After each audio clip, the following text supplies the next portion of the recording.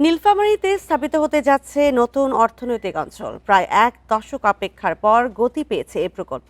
এই প্রকল্পের জন্য এরই মধ্যে 106 একর জমি বেজা কর্তৃপক্ষের কাছে হস্তান্তর করেছে জেলা প্রশাসন।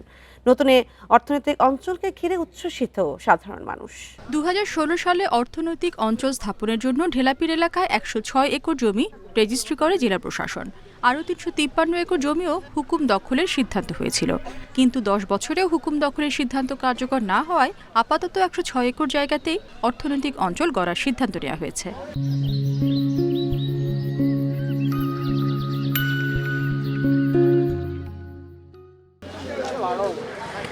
কিছুদিন আগে 106 একর জমি বেজার কাছে হস্তান্তর করে জেলা প্রশাসন। সংশ্লিষ্টরা জানান, অর্থনৈতিক অঞ্চলটি চালু হলে নীলফামারীতে শিল্পায়ন বাড়বে, গড়ে উঠবে রপ্তানিমুখী কারখানা, বাড়বে কর্মসংস্থান।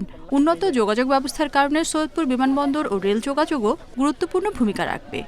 ইকোনমি জোনটুকু হলে এলাকায় যে দারিদ্রতা শূন্যের কোটায় নেমে আসবে এবং শিল্পায়ন হলে এই দেশের অর্থনীতি প্লাস এই এলাকার অর্থনীতি একটি চমৎকার পর্যায়ে চলে যাবে।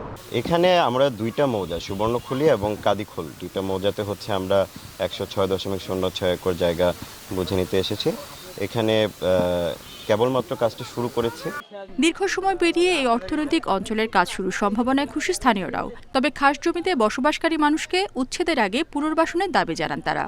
এই অর্থনৈতিক অঞ্চল হইলে এখানে লক্ষ লক্ষ, বিশেষ করে 1 লক্ষ লোক কর্মসংস্থান হবে বলিয়া এখানকার মান্যতা লোককে জানাইছিল তখনকার কর্তৃপক্ষ।